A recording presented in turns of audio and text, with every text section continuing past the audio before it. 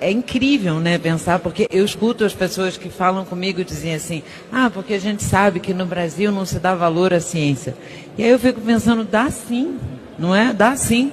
Eu acho que o exemplo é esse, né? As pessoas estão se emocionando, estão vibrando, né? Vibrando junto e torcendo. Eu tenho dito para todo mundo que ainda não está resolvido, não. A gente ainda tá em andamento. Mas eu acho que é uma torcida tão grande, todo mundo meio que irmanado nessa empreitada e torcendo para que dê tudo certo.